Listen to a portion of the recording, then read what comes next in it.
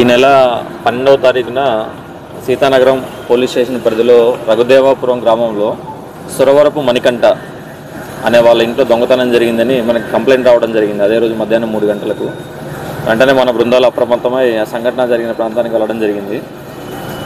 ఆ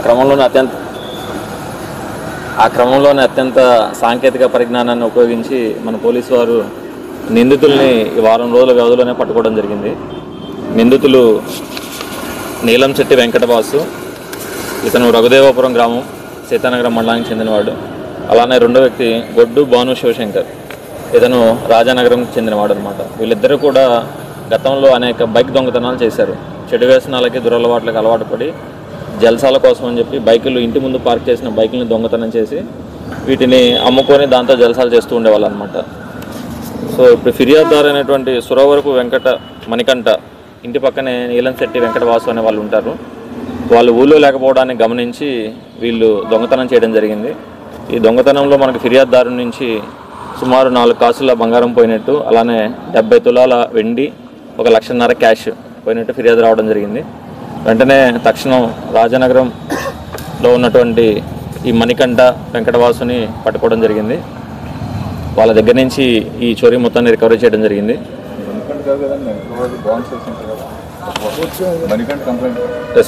నీలంశెట్టి వెంకటవాసు, బొడ్డు భాను శివశంకర్, వీళ్ళిద్దరూ అక్యూజ్డ్. దీంట్లో వీళ్ళ దగ్గర నుంచి ఈరోజు ఈ మొత్తాన్ని రికవరీ చేయడం జరిగింది. వీళ్ళని కోర్టులో ప్రవేశపెట్టడం జరుగుతుంది అరెస్ట్ చేసి. మీ ద్వారా ఈ సీతానగరం మండలంలో ఉన్న ప్రజలందరికీ కూడా తెలియజేసేది ఏంటంటే, ఎవరైనా చుట్టుపక్కల ఊర్లకు వెళ్తున్నప్పుడు ఎక్కువ కాలం ఆ సమాచారాన్ని పోలీసులు కనుక అందజేసినట్లయితే పోలీసు వారు LHMS అనే సిస్టమ్ని అరేంజ్ చేస్తారు వాళ్ళ ఇళ్లలో. ఎవరైనా దూర ప్రాంతాలకు ఎక్కువ కాలం వెళ్తున్నట్లయితే లాక్డ్ హౌస్ మానిటరింగ్ సిస్టమ్ అనేది ఒక ఉంటుంది పరికరం, దాన్ని అరేంజ్ చేస్తాము. తద్వారా ఎటువంటి చోరీలు జరగకుండా కూడా కాపాడే అవకాశం ఏర్పడుతుంది అన్నమాట. Thank you.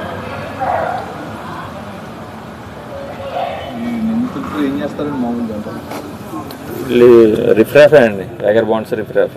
కాపీ పని ఇంటర్మీడియట్ 10th.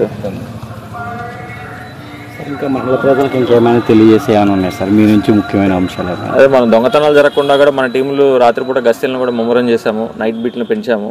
అలానే ఈ మధ్యనే అన్ని విలేజెస్లో కూడా క్యాన్వాసింగ్ చేయించడం జరిగిందనమాట.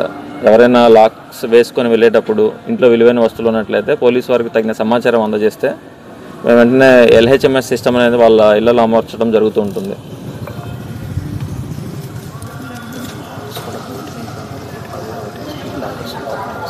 ఇప్పుడు కూడా ఏం చేస్తారంటే, ఎక్కడైనా ఊర్లోకి వెళ్ళేటప్పుడు బయట లాకేసి వెళ్ళిపోతారు. సో వీళ్ళకి ఏంటంటే బయట లాకేసారంటే ఇంట్లో వాళ్ళు లేరు అనేటువంటిది ఈజీగా ఐడెంటిఫై చేస్తారనమాట. బయట గేట్కి లాక్ బయటకు కనిపించేలా వేసుకుని వెళ్ళిపోతూ ఉంటారు. అలాంటివి ప్రివెంట్ చేసుకుంటే ఈ నేరం చేయడం కూడా కారణం అదే. బయట గోడకున్న చిన్న గేట్కి తాళం వేయడం వీళ్ళు చూశారు. మధ్యాహ్నం వాళ్ళ ఇంటికి వచ్చినప్పుడు చూశారు. ఫ్రెండ్స్ అండి? అవునండి, గతంలో ఇద్దరు కలిసి ఎక్కడన్నా బైక్స్ చేశారు, అసోసియేటెడ్గా బైక్ నేరాలు చేశారు.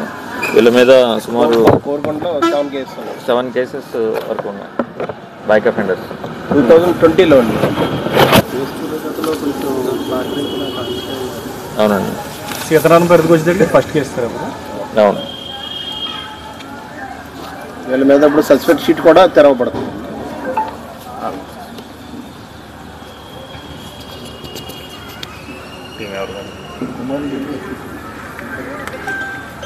సార్ ఇంక టోటల్ ఐటమ్స్ మొత్తం అంతా రికవర్ అయిపోయినట్టు.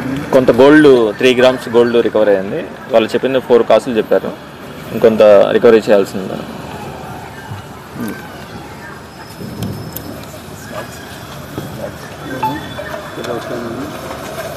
అలానే ఈ మన సీతానగరం పరివాహక ప్రాంతాల్లో గోదావరి కూడా ఉధృతంగా ఉంది కాబట్టి మనం హెచ్చరికలు జారీ చేయడమేనమాట. అప్రమత్తంగా ఉండాలి, ఎవరు కూడా నదిలో స్నానాలకి వాటికి వెళ్ళొద్దని. లంక గ్రామాల ప్రజలు కూడా అప్రమత్తంగా ఉండాలని మీ ద్వారా తెలియజేస్తున్నాం అందరికీ.